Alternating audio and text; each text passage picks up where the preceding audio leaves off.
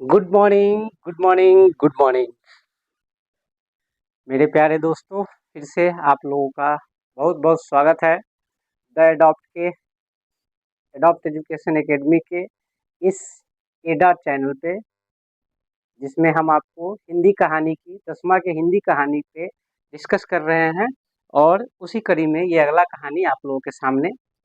और हम आशा करते हैं आपकी मैट्रिक की तैयारी अच्छी चल रही होगी।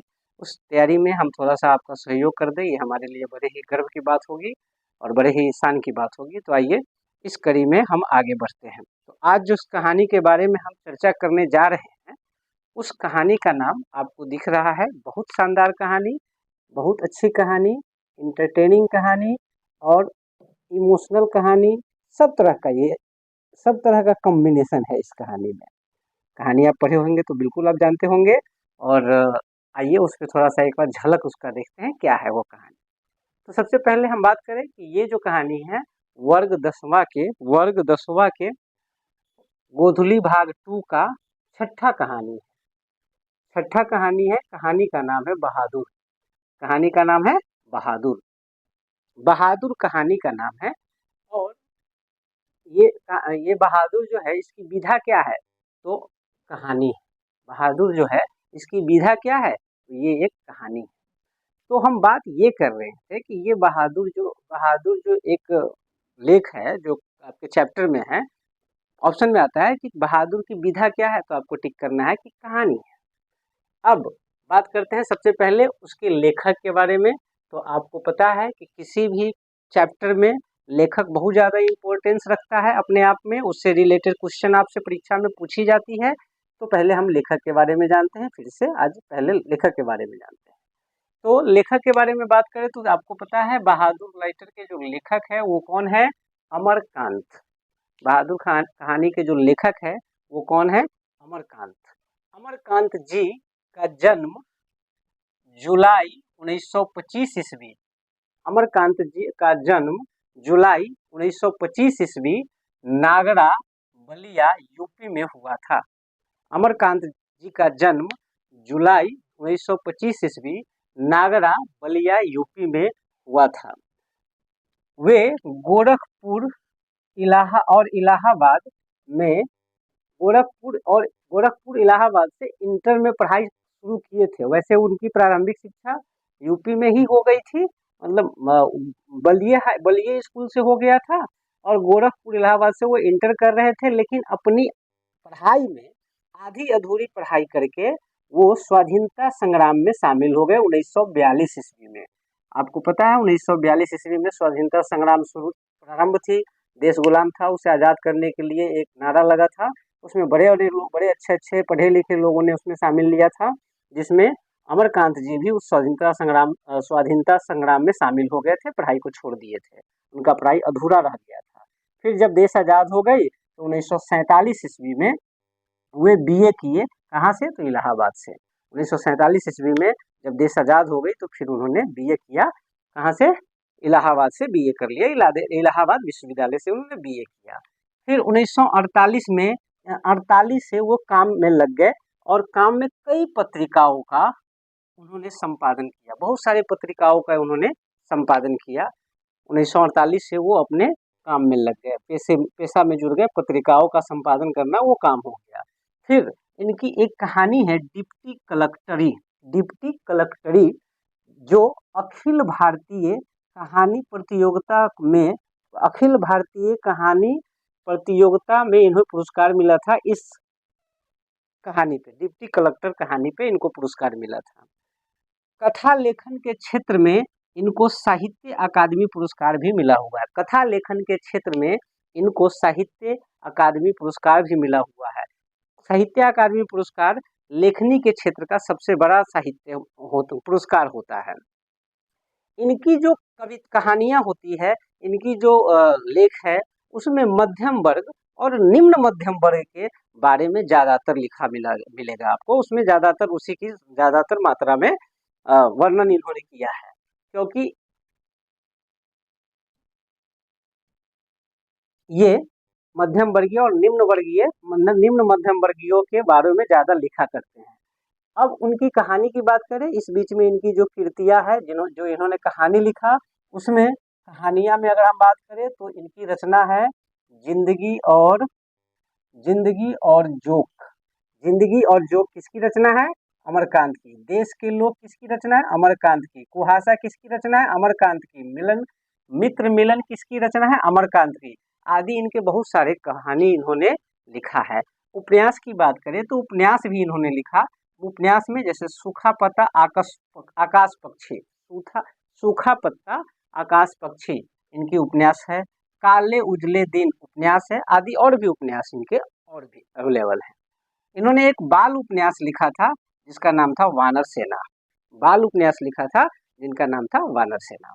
तो ये अमरकांत के द्वारा रचित लेख के बारे में हमने जाना कि उनकी कहानियाँ क्या है, कुछ देखे, और भी बहुत सारा है, कुछ इंपॉर्टेंस देखे, उपन्यास देखे और बाल उपन्यास देखे। उनकी जन्म से लेकर उनके कार्य तक हमने सारा चीज देखा। अब बात आती है इस कहानी की, जिस कहानी के बारे में हम आपसे चर्चा करने वाले हैं। कहानी बहुत ही अच्छा है। एक बहुत ही मध्यम वर्ग के लोगों के घर में कैसे एक नौकर के साथ व्यवहार किया जाता है, कैसे वो नौकर रखना भी चाहते हैं लेकिन उसके साथ व्यवहार कैसा करते हैं और उसके साथ बड़ाई कैसा करते हैं, ये सारा चीज़ इसमें झलकता है इस कहानी में। कहानी की शुरुआत अगर हम करें तो कहानी का नाम फिर से एक बार बहादुर। आपको बता दूं, ये जो आपको दिखाई दे रहा है, ये जो लड़का, ये बहादुर है। कौन है? बहादुर है। इसको लेकर, ये बहादुर है, इसमें पिक्चर में थोड़ा सा आप देख लीजिए, ये बहादुर है। इसके बाद ये लेखक हो गए, ये निर्मला लेखक की पत्नी हो गई, पत्नी, और किशोर लेखक का बेटा हो गया, और उसकी एक बेटी भी थी। तो पत्नी की बड़ी इच्छा थी कि हमारे घर में भी नौकर रहे, क्योंकि उनके घर में भी, वो बहुत सारे लोगों के घर में देखते थे कि नौकर होता है, तो वो चाह रही थी कि मेरे घर में भी नौकर हो।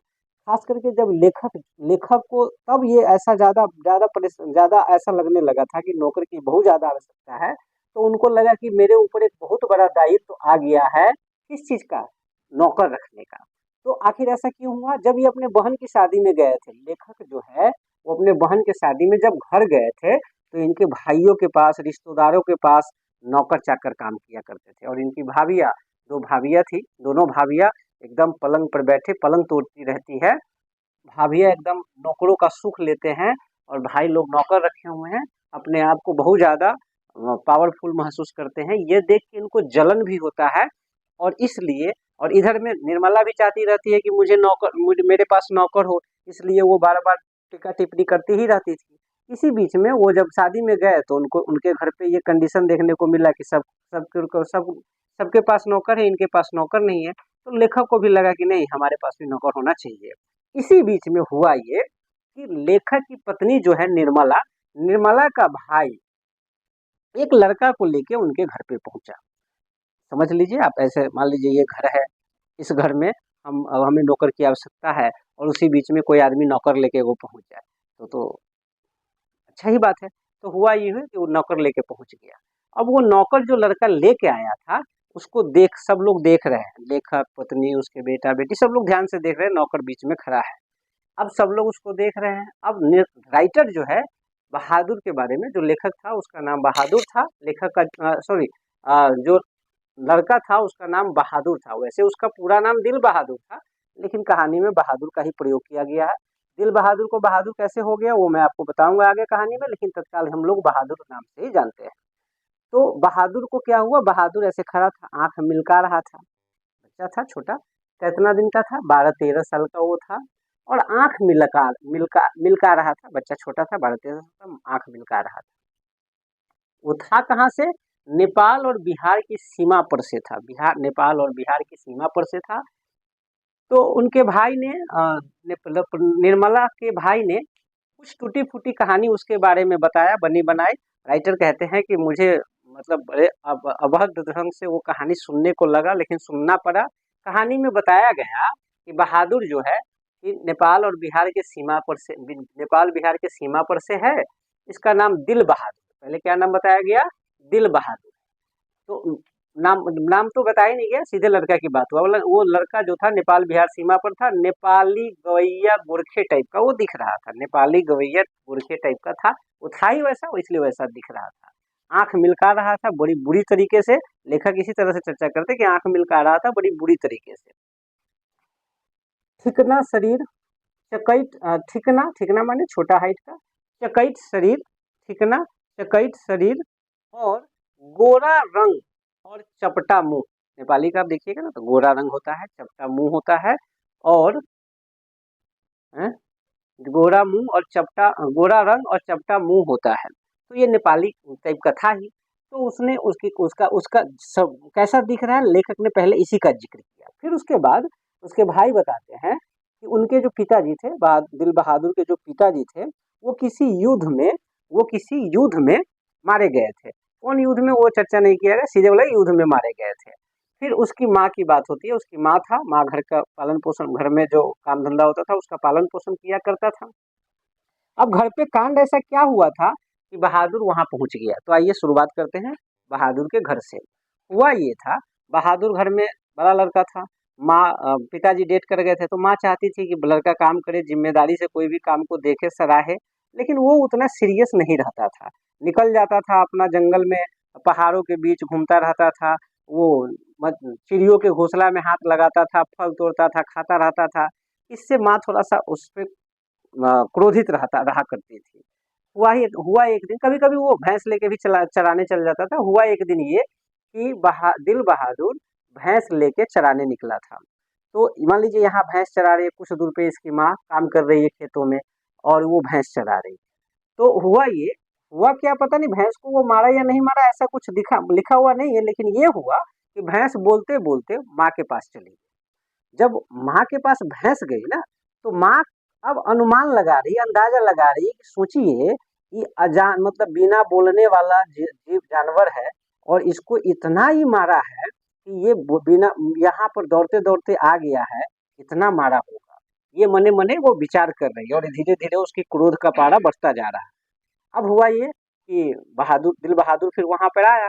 जैसे ही आया, माँ ने मतलब इमेजिनेशन करके कि कैसे उसको मारा होगा, ये सोच के उसको भयंकर पीट दिया, दुगुनी पिटाई कर दी। किसको? दिल बहादुर को खूब भयंकर पिटाई कर दी। दिल बहादुर वहीं रोता कहरता रह गया। माँ वहां से भैंस लेके घर आ गई। अब वो डर के मारे घर जा नहीं रहा था, ऐसे ही घूमता ही रह गया। रात को ऐसे ही कहीं इधर उधर रह गया। सुबह सुबह जैसे सुबह होने वाली थी तो चुपके से वो अपने घर पे गया और चुपके से वो अपने घर में घुसा। और जैसे पहले के जमाने में क्या होता था कि माँ वो जो होते थे, पिताजी लोग होते थे, तो पैसा हंडी में रखा करते थे। तो घी की हंडिया थी, उसमें से पैसा इनकी माँ रखती थी। तो उसमें से इसने 2 रुपया उसमें से ले लिया, मतलब चुरा लिया। और वहां से 6 मील दूर बस स्टैंड था, वहां से 6 मील दूर बस स्टैंड था, वहां पर आया, बस पकड़ा और वहां से वो गोरखपुर आ गया। वही गोरखपुर आया था तो लेखक के भाई, निर्मला के भाई को कहीं मिल गया। और निर्मला कह ही रही थी कि मुझे नौकर की जरूरत है। लेखक का निर्मला का भाई उसको लेके वहां पहुंच गया। और इस प्रकार से उन्होंने उसके शरीर का उसके लेखक कहते हैं कि जब उसको मैंने देखा फर्स्ट बार तो वो सफेद नेकर पहना हुआ था, आधी बाह का सफेद कमीज पहना हुआ था, भूरे रंग का जूता पहना हुआ था। बाद में पता चलता है कहानी में कि ये जो भूरे रंग का जूता है वो उसके साले का बेटे का था, भूरे रंग का जूता था। गले में रुमाल बांधे हुआ था, स्काउट की तरह। स्काउट गाइड वाला सब जो गले में रुमाल बांधे रहता है, उसी तरह से वो भी गले में रुमाल बांधे हुआ था। उसकी व्याख्या इस प्रकार से करती है। अब लेखक पे दायित्व तो है, सभी लोग सामने खड़े हैं। अब ये दिल बहादुर सबके बीच में खड़े हैं। अब सबको इंक्वायरी लेना है, लेखक को उसको अपने यहाँ रख भी लेना है। अब उससे पूछाई शुरू हो रहा है। लेखक को पहले से ही दायित्व है कि भाइयों के पास नौकर है, भाभी एकदम सुख का रोटी खा रही है, कोई काम धंधा नहीं करना है। तो ये सब चीजें उसके दिमाग में चल ही रही थी और नौकर सामने आ गया था। और जब जब वहां से शादी में से रिटर्न आई निर्मला, तो नौकर चापकर की माला जपने लगी और ज्यादा, क्योंकि उसने देखा कि उसके दियादिन के पास, उनके बड़े भाई लोगों के पास नौकर है और इसके पास नहीं है, तो औरों माला जपने लगी डेली। लेडीज का तो आप जानते ही हैं, वो एक चीज पे जब रट लगाएगी तो वो लगाते ही रहेगी जब तक वो पूरा ना हो जाए, चाहे वो छोटा से छोटा चीज हो या बड़ा से बड़ा चीज हो। तो इस प्रकार से वो रट लगा ही रही थी। अब लेखक के सामने दायित्व था, यही दायित्व उनके ऊपर बहुत बड़ा दायित्व, बर्डन आ चुका था। तो लेखक कहता है कि मुझे लग रहा था कि मैं कितना बड़े बर्डन में आ चुका हूँ। तो लेखक ने सबसे पहले इससे पूछा कि क्या नाम है तुम्हारा? तो उसने बोला दिल बहादुर साहब, दिल बहादुर साहब ऐसा नाम बताया। तो नौकर ने क्या उसको कहा उतना उसको याद नहीं है, क्या करना है नहीं करना है ऐसा कुछ याद नहीं है, लेकिन हिदायत दिया कि तुमको क्या करना है, कैसे रहना है, अच्छे से उनको बोला, उनको लगता है कि ऐसा उसने कहा कि अच्छे से रहना है, अच्छे से काम करना है, सबसे अच्छा से बात करना है, जो बड़े कहेंगे वो काम करना है, अच्छे से रहोगे तो तुम इस घर में रहोगे तो अच्छा से तुमको पढ़ा लिखा देंगे, अच्छा से यहाँ पे आप नौकर की तरह नहीं रखा जाता है, नौकर को अच्छा से बेटा की तरह रखा जाता है, अन्य बच्चे जैसे इसमें रहते हैं उसी तरह से तुम भी रहोगे, तुमको ज़्यादा प्रॉब्लम नहीं होगा। हिदायत दी, ऊपर से निर्मला, लेखक ने तो कुछ हिदायत दे ही दी थी, फिर निर्मला ने भी कुछ उपदेश दिया। सबसे पहले निर्मला ने क्या किया, दिल बहादुर जो नाम था उसमें से दिल शब्द को उड़ा दिया। दिल बहादुर जो नाम था उसमें से दिल शब्द को उड़ा दिया। उड़ा दिया मतलब उसका नाम खाली क्या बच गया, बहादुर। इसीलिए पहले उसका नाम दिल बहादुर था, बाद में क्या हो गया, बहादुर, इसीलिए कहानी का नाम बहादुर भी रखा गया। अब निर्मला उपदेश देना, कुछ उपदेश वगैरह दी, फिर ये वो बता क्या उसको रही है कि गली मोहल्ले में बहुत तुच्छ लोग रहते हैं, छोटी सोच का लोग रहते हैं, उसके घर मत जाया आया करो।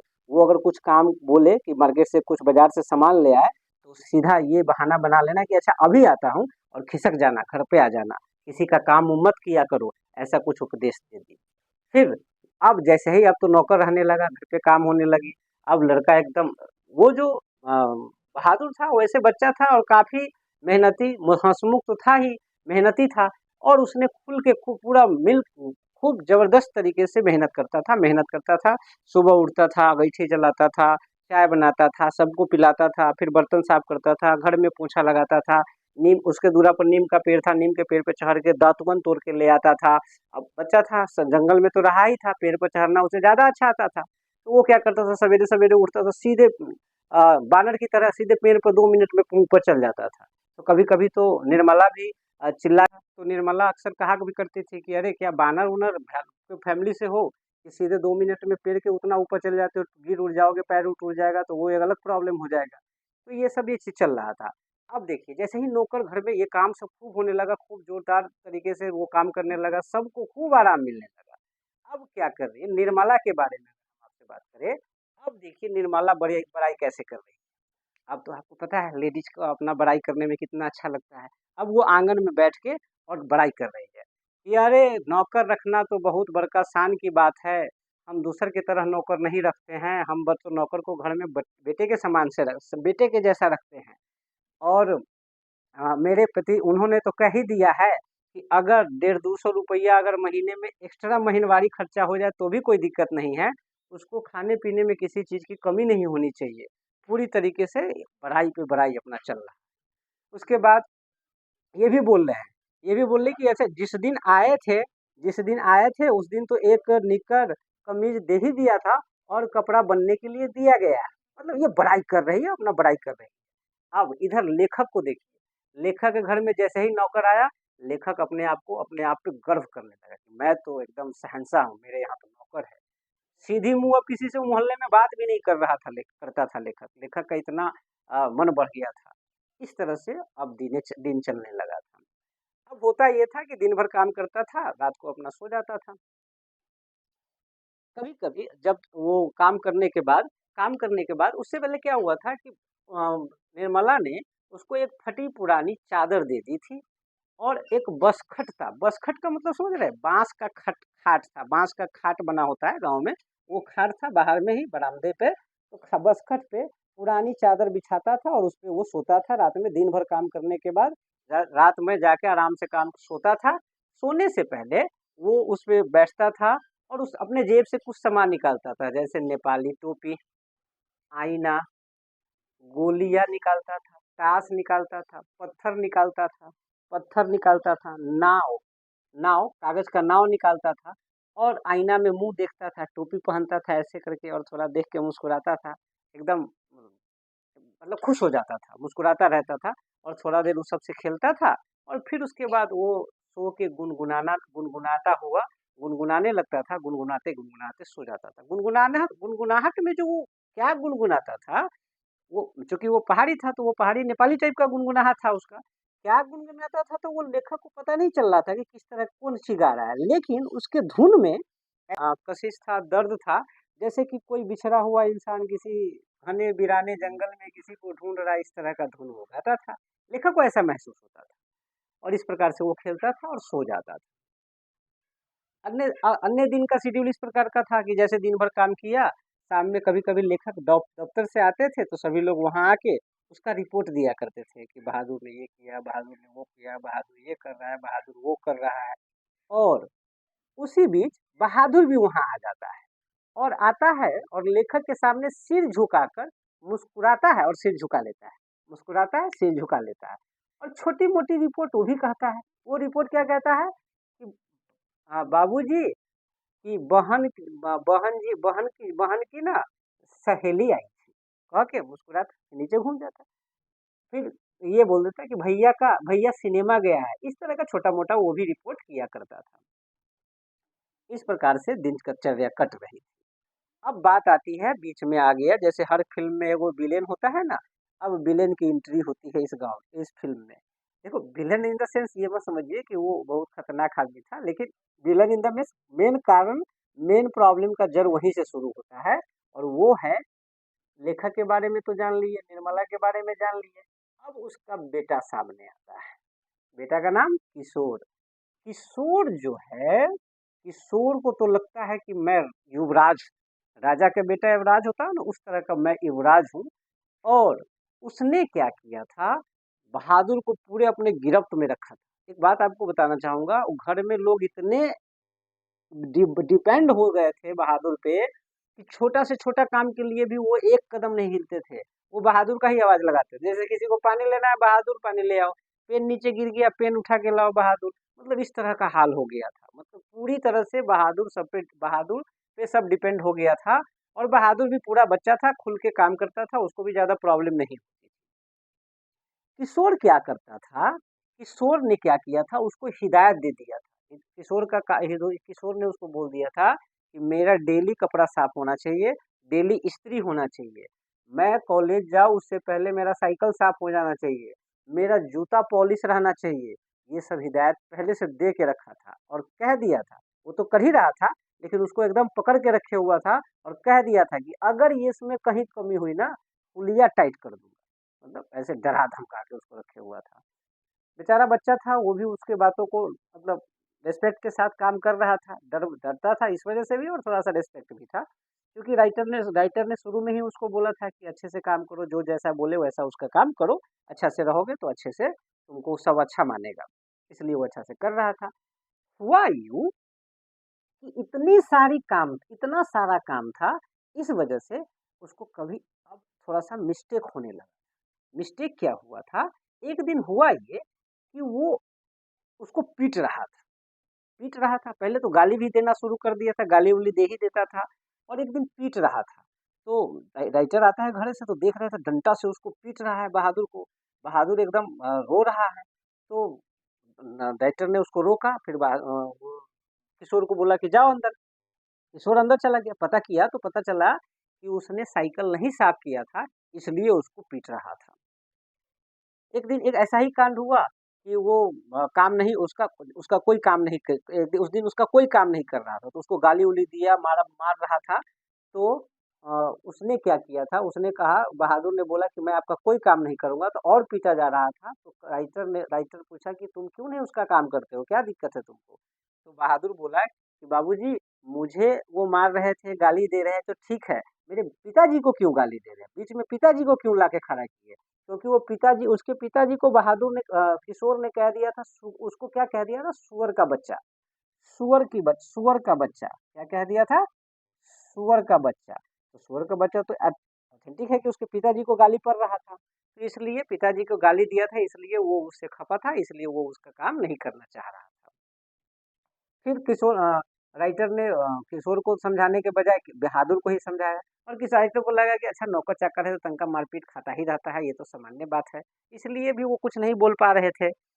उसके बाद आगे ये कांड तो हुआ ही, उसके साथ किशोर उसको अब लगातार मारते-पीटते रहने लगा था। उसके बाद अगले दिन ही कुछ और दूसरा कांड भी हो गया। दूसरा कांड क्या हो गया मोहल्ले की एक औरत उसके घर आई और उसने देखा कि खाना, जैसे निर्मला जो ना पतली-पतली रोटी बनाती थी, सारा काम बहादुर कर लेता था, चूल्हा-चौका का सारा साफ-सुथरा कर लेता था, लेकिन रोटी बनाने का काम निर्मला खुद करती थी। तो निर्मला खुद करती थी, उसमें बहादुर भी खाता था, सब लोग खाता था, क्योंकि उसने शुरू में ही बोला था इस घर में सबको, नौकर को भी बेटे की तरह रखा जाता है। तो इसलिए उसको भी खाना मिलता था। लेकिन एक मोहल्ले की औरत आई, आपको पता है आस-पास के मोहल्ले की औरत या कोई आदमी होता है टीका-टिप्पणी करना शुरू करता है किसी भी बात पे। तो उस औरत ने क्या बता दिया निर्मला को कि नौकर-चाकर का मन नहीं बढ़ाना चाहिए। वो पतला-पतला खाएगा तो उसका मन बढ़ जाएगा और मन बढ़ जाएगा तो फिर वो ठीक बात नहीं है, वो आपका बेटा थोड़ी ना है। और ये बात निर्मला के दिमाग में रच गया। हुआ भी वही, उसने क्या किया, अपने घर परिवार के लिए खाना बनाया और उसको बोला कि तू अपना रोटी खुद पका ले। अब वो खड़ा है चुपचाप, रोटी पका नहीं रहा है। अब निर्मला उसको बार-बार डाँट रही है कि तुमको मैं पतला बना के खिलाऊँगी, तू मेरा बेटा है कि? शुरू में क्या कहा था कि मैं अपने बेटे तुम लोग को भी बेटे की तरह रखूँगा, और आज क्या कह रहा है कि मैं तो, तू मेरा बेटा है, मेरे बेटे का बराबरी करेगा, तुम्हारा इतना औकात? ये सब उसको डाँट-फटकार कर रहा है। कह रहे हैं कि अरे इसके पेट में देखो कितना बड़ा दाढ़ी है, इसको हम बना के देंगे खाने के लिए तब खाएगा, अपने बना के नहीं खाएगा। निर्मला ऐसे उस पे बोल रही है, भिनक रही है। उसको एक 2 चाट मार भी दी माथे पे 2-4 चाट खींच भी दी, 2-4 चप्पल 2-4 लपड़ लग लग भी गया। और किशोर तो पहले से पीट ही रहा था। उसके बाद उसने खाना नहीं बनाया, फिर रात को वो भूखे ही सो गया। फिर सुबह उठा तो वो रोटी जो था उसको टेढ़ा बकौला जना बना वना बनाया, बना के देख के खुश हो रहा था। और जो रात की जो सब्जी बची थी उसके जोड़े वो खाना खा लिया, भूख लगा था। सुबह खुश होके फिर काम पे लग गया। काम पे लग गया, अब क्या हो गया, उसके घर में मार बहादुर को पीटने वाले 2 तैयार हो गए। एक तो किशोर पहले से था, पीट रहा था, अब उसकी निर्मला भी मारना शुरू कर दी थी। हाथ उठ गया था, मार लगने वाला 2 आदमी हो गया था।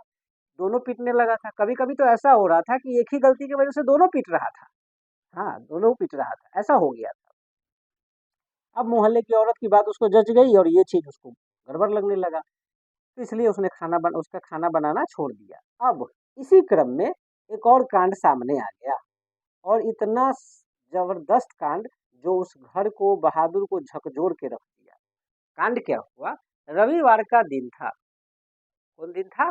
रविवार का दिन था। आज रविवार ही है, यही दिन था। रविवार का दिन था।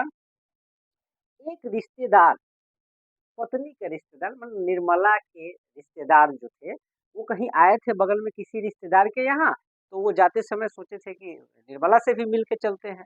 तो वो निर्मला के घर पे भी आ गए थे, वो रिश्तेदार उनके साथ ही मिलने आ गए थे। उनका बच्चा भी, परिवार भी, सब लोग साथ में था। अब हुआ ये, निर्मला आए तो 2 रिश्तेदार आया था, घर में खुशी का माहौल था, जानते ही हैं कर-कुटुम्ब आता है तो घर में थोड़ा-सा अच्छा-अच्छा खाना बनता है, तो खुशी का माहौल हो जाता है। तो लाइक राइटर ने बाज़ार से रोहू मछली और देहरादूनी चावल लाए थे। उसका एकदम बढ़िया से बन रहा था, मसाला पिसा रहा था, पूरा एकदम ज़बरदस्त तरीके से बना, माहौल एकदम मछली-मछली का चल रहा था, मज़ा आ रहा था। इसी बीच में सब लोग खाना-वाना खाए, खाना-वाना खाने के बाद बैठ के और बातों की जलेबी छनने लगी। खाना-वाना खाने के बाद बैठ के बातों की जलेबी छनने लगी। बात की जलेबी जब छनने लगी, उसी बीच में जब वो बैठी हुई थी, तो उसकी रिश्तेदार जो थी, वो रिश्तेदार ना, वो नीचे-ऊपर देखने लगी। वो बिस्तर को उठा के देखने लगी, फिर एक रूम में गई, वहाँ जाके कुछ ढूँढने लगी। तो मुझे लगा कुछ राइटर कहते हैं कि मुझे लगा कि शायद वो कुछ ढूँढ रही है। तो उसने उससे पूछा, देखो तो वीडियो, उसने उससे पूछा कि क्या कुछ ढूँढ रहे हैं क्या? तो वो बोलती है कि हाँ, हाँ, अभी मैं ना अपने खूंट में, साड़ी के खूंट में पैसा रखी थी और 11 रुपया कि बच्चों के लिए मिठाई ले लेंगे 4 रुपये का और कुछ पैसे बच्चों के हाथ में दे देंगे, इसलिए रखी थी। अभी तो बिछावन पे रखी थी, रिक्शा वाला को दिया था, उसके बाद बिछावन पे रखी थी, मिल नहीं रही।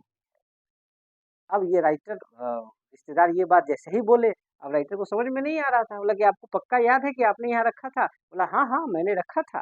अब ये सब बात हो रही है। रिश्तेदार धीरे से लेखक को कहता है कि उससे पूछिए ना, मतलब इशारा में, इससे पूछिए ना, मतलब बहादुर की तरफ इशारा करके, बहादुर किसी कोई चीज़ पीस रहा था। बोला उससे पूछिए ना, वो आया था यहाँ। तो राइटर को पता, राइटर सोच रहा है मन ही मन कि नहीं नहीं, ये तो ऐसा काम करता नहीं है। ऐसा कभी कभी ऐसा भी हुआ है कि कुछ एक दो आना पैसा कहीं गिरा होता था तो उठा के लाके वो निर्मला को दे देते, वो पैसा चोरी नहीं करता कर सकता है। लेकिन फिर भी राइटर ने बोला कि अरे आप नहीं जानते हैं, एक इंग्लिश डायलॉग मारा जबरदस्त तरीके से, do you know not no these people are expert in this art. मतलब आप नहीं जानते हैं इस तरह के आदमी को, वो इस तरह के कला में माहिर होते हैं। इंग्लिश में मार दिए दो चार गो इस टाइम। अब राइटर को पता नहीं क्या अचानक हो गया, उसने क्या किया, राइट उसको बुलाया। किसको बुलाया? बहादुर को। बहादुर इधर आओ, कड़े शब्दों में, बहादुर इधर आओ। वो आया। जैसे ही वो आया तो उसको बोलता है तुमने पैसा लिया, सही सही बोलो। तो बोला नहीं नहीं मैंने नहीं लिया। वो बार बार नहीं नहीं कह रहा था। राइटर को अंदर से लग रहा था कि नहीं ये नहीं लिया होगा, लेकिन रिश्तेदार के प्रेशर की वजह से इसका भी अपना मति थोड़ा सा आगे बढ़ गई और क्रोधित होके उसने गाल पर एक तमाचा जड़ दिया। कौन? राइटर। गाल पे एक तमाचा जड़ दिया और बहादुर गिरते गिरते गिरते गिरते बच गया। गिरा नहीं, गिरते गिरते बच गया। अब राइटर बोला कि जल्दी से तुम सही सही बता दो कि तुमने पैसा लिया है कि नहीं। नहीं बताओगे सही सही तो तुमको पुलिस के हवाले कर दूंगा। तो उसने बोला नहीं बाबूजी मैंने नहीं लिया। वो बार बार यही कह रहा था नहीं बाबूजी मैंने नहीं लिया है। राइटर, अब वो रिश्तेदार बगल में जो खड़ी थी वो बोल रही कि अरे तुम तो यहाँ आया था ना, थोड़ा देर खड़ा रहा है फिर चला गया है, लेके चला गया होगा ना। बोला ना हम नहीं लिया, नहीं लिया। ऐसा बार बार वो बोल रहा, बच्चा बोल रहा नहीं हम नहीं लिए। अब इसी बीच में रिश्तेदार की पत्नी ने एक और प्रपंच रचा। एक तो 11 रुपये चोरी का प्रपंच रचा ही था, एक और प्रपंच रचना शुरू किया। उसका हाथ पकड़ लिया और उसको घसीटते हुए गेट के पास में ले जा रहा है और कह रहा है कि बताओ तुम घींच के ले गए। बोला कि तुम बताओ लिया है तो बता दो, तुमको कुछ नहीं है, कुछ नहीं करेंगे, तुमको इनामों देंगे। तो बोलता नहीं मैंने नहीं लिया। फिर थोड़ा आगे खींच के ले गई। फिर बोलती है बता दो, अभी भी बता दो, नहीं तो पुलिस के हवाले कर देंगे। इस तरह से उससे पूछताछ कर रही थी। राइटर को थोड़ा खराब भी लग रहा था, लेकिन कुछ कर भी नहीं पा रहे थे राइटर। राइटर तो फैमिली दायित्व में था, क्योंकि ये भी बात जान लीजिए कि कितना भी कुछ क्यों ना हो, नौकर पे तो हर कोई दोष जमा सकता है। जैसे किशोर ने उसको पीटा और उसकी पत्नी ने उसे पीटा। तो राइटर को पता था कि जब सब ठीक है तो उसको उस पर रोक लगाना चाहिए था, लेकिन नहीं लगाया। क्यों? क्योंकि वो नौकर था। नौकर को उनके दिमाग में था कि नौकर का मतलब होता ही है कि वो मार खाएगा। तो इस प्रकार से वो खींच-खींच के ले जा रही थी, फिर वहाँ जाके छोड़ के आके बैठ गई। अरे छोड़िए ये सब बड़ी धूर्त अथी ना होता है, घेग ना होता है, ये सब नहीं ना बताएगा। ये सब कहीं होगा कोनो झाड़ी-उड़ी में छुपा देले या ज़मीन के तली में गाड़ देले, ये नहीं बताएगा। और इस प्रकार से वो वहाँ से फिर विदा हुई और चले गए। अब क्या हुआ, अगले दिन जब वो दफ्तर से रिटर्न आए, कौन? राइटर जब दफ्तर से रिटर्न आए, तो घर पे आते ही वो उनका घर थोड़ा-सा सूना-सूना दिख रहा था। घर पे आए सूना-सूना दिख रहा था, क्या दिख रहा था? मतलब घर साफ नहीं था, अंगीठी नहीं जला था, कपड़े ऐसे ही बिखरे पड़े थे, बिछावन ऐसे ही बिखरे पड़े थे। राइटर को लगा अरे क्या हुआ? राइटर ने पूछा, क्या हुआ? ऐसा पूछा निर्मला से, अरे क्या हुआ? तो निर्मला बोली बहादुर भाग गया। तो भाग गया? कैसे भाग गया? ऐसा बोले कि भाग गया? कैसे भाग गया? अरे पता नहीं कैसे भाग गया। आज सुबह सुबह से तो ठीक ही था, माजी माजी कर रहा था और दोपहर में खाना उना खाया है। उसके बाद सिलवट लेकर वो बरामदे पर ले जा रहा था, वो हाथ से छूट गया है। तो टूट गया है, तो आधा टूट गया है, शायद इसी डर से वो भाग गया है। कहता मुझे तो थोड़ी ना मैं मारता, ऐसा थोड़ी ना, मैं उसे नहीं मारता। उसको समझ में नहीं आया, वो डर के मारे भाग गया है। अब उसको अब देखिए निर्मला को अफ़सोस हो रहा है। अब वो बोल रही है निर्मला कि उतना भी तो मैं क्रोधित नहीं थी। मुझे कहता समझाता कि मुझे जाना है, तो मैं उसे तैयार वगैरह करके भेजती। तो राइटर पूछा कि क्या कुछ लेके भी गया है क्या? कुछ लेके भी गया है क्या? कुछ चोरी-वोरी करके गया है? बोला नहीं, नहीं कुछ नहीं लेके गया, उसने तो अपना सारा सामान भी छोड़ के चला गया है। निर्मला कह रही है कि किशोर तो उसको पूरे शहर में ढूँढा है, कहीं नहीं मिला है और कह रहा था कि अम्मा अगर किशोर बहादुर मिल जाता तो उसको मैं उससे सॉरी माँग लेता, उससे कभी नहीं मारता, उसको कभी नहीं जाने देता, उससे माफ़ी माँग लेता। किशोर के बारे में अभी पढ़ाई चल रही है, अपने बारे में भी कह रही है। अब पहले पीट रही थी से बात याद है नहीं है, भूल भी सर गई कि हम ही सब पिटले रहले। अब इस कंडीशन में जब ये सब बात सुने तो किस राइटर अपने सोरा पे जो चौकी रखा था वहां पे बैठ गया और माथा पे हाथ रख लिया। और उस समय उनको अपने लघुता का अनुभव हो रहा था। उनको अपने लघुता का अनुभव हो रहा था कि आखिर मैं कितना नीच हूँ कि एक छोटा बच्चा को सब लोगों ने टॉर्चर किया, सबने मारा, वो किसी का बुरा नहीं माना, लेकिन आज मैंने उसे मारा, एक चट मारा और उसका विश्वास डगमगा गया और डर के मारे वो भाग गया। लेखक को अपने आप पे शर्म आ रहा था, घिन आ रही थी। वही लेखक, वही निर्मला, वही किशोर जो शुरू में बोला था कि मैं बेटे की तरह रखूंगा, बीच में इतना टॉर्चर किया और आज भाग जाने के बाद फिर अपने स्टेटमेंट को चेंज बोला किया और बोल रहा है कि मैं उसे अच्छे से रखती। और सबसे बड़ा दुख इस बात का था कि अगर वो कुछ चोरी उड़ी करके ले जाता तो होता ना कि हाँ भाई चलो चोर था, चोरी करके ले जाता, लेकिन ऐसा तो कुछ हुआ नहीं। अब निर्मला सफाई दे रही है कि अगर मुझे बोलता है कि मुझे जाना है तो अच्छा कपड़ा उपड़ा दे देते, उसका पैसा था उसको पैसा अपना दे देते, महीना लेके अपना चला जाता, तो कुछ ले ही के नहीं गया। सबसे बड़ा दुख इस बात का था कि उस तरह का ईमानदार, अब किशोर भी कह रहा है कि इस तरह का ईमानदार मेहनती नौकर दोबारा नहीं मिल पाएगा। इधर राइटर जब अपने बरामदा पे बैठा हुआ है तो जैसे ही नजर उठा के देखता है तो उसका वो जो कपड़ा पहने हुआ था वो उस आगन्नी अरगन्नी पे टांगा हुआ था। वो वहां गया, उसके जेब से निकाला तो जेब में फिर वही सारा चीज उसके उसमें दिखाई दिया। नेपाली टोपी, आईना, गोलियां, ताश, पत्थर, नाव, ये सब उसके जेब में अभी भी रखा हुआ था, जिससे वो खेला करता था। रात में सोने के टाइम में खेला करता था, वो अभी भी उसमें रखा हुआ था। और वो भूरे कलर का जूता जो था, भूरे रंग का जूता था जो उसके साला ने उसको दिया था, वो अलमीरा अथी टेबल के नीचे रखा हुआ था। ये सब देख के राइटर को बहुत अफ़सोस हो रहा था कि आखिर मैं कितना नीचा हूँ, कितना लघु, अपने आप में बहुत उसको शर्म आ रहा था। ये सब चीज़ कैसे हो गया, इस तरह का घटना है। तो इस प्रकार से ये कहानी समाप्त होता है। तो आपने ये कहानी जो देखा, जो अमरकांत द्वारा रचित है, अमरकांत की कहानियाँ आप देखेंगे उसमें मध्यम वर्गीय और निम्न मध्यम वर्गीय परिवार के बारे में ज़्यादा वो लिखते हैं। उसी में का एक कहानी है बहादुर, जिसके बारे में मैंने आपसे चर्चा किया कि कैसे एक मिडिल क्लास फैमिली में नौकर को रखा जाता है, किस प्रकार से उसके साथ व्यवहार किया जाता है और किस तरह से उसको टॉर्चर किया जाता है। तो इससे ये स्पष्ट होता है कि जो अपर लोग होते हैं उनको नौकर रखने का अनुभव होता है, तरीका पता होता है। लोअर मिडिल क्लास के लोगों को ये भी तो पता नहीं होता है कि नौकर रखना कैसे है और इस प्रकार से उसके साथ बहुत ज़्यादा बदसलूकी होती है। ये ठीक भी नहीं। अगर कोई नौकर है तो उसको इतना टॉर्चर करना भी ठीक नहीं है। हर आदमी मानव है, उसका अपना एक स्वतंत्र अभिव्यक्ति होना चाहिए, जो नहीं होने पे प्रॉब्लम होता है। और ये तब की बात है, जब समझ सकते हैं तब की बात है जब 1925, ये तब की बात है, ये तब की बात है। अभी तो खैर चीज़ें बदल चुकी है।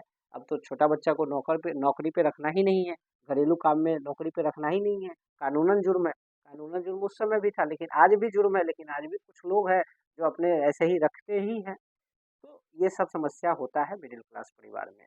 तो आइए, इस प्रकार से आज हमारा ये कहानी समाप्त हुआ, बहादुर। और हम आशा करते हैं कि इस कहानी को आपने देखा, आपको अच्छा लगा होगा, निश्चित अच्छा लगा होगा। आप उसका कमेंट करें, कौन चीज़ आपको ज़्यादा अच्छा लगा, कौन पार्ट ज़्यादा समझ में आया, कौन चीज़ में आपको दिक्कत हो रही है। अगर आपका कमेंट आता है, हमें अच्छा लगेगा। हम कोशिश करेंगे कि आपके प्रॉब्लम्स का सॉल्यूशन करें, जहाँ तक संभव हो सकूँगा मैं कोशिश करूँगा। इसी के साथ आज का कार्यक्रम समाप्त होता है। Wish you all the best.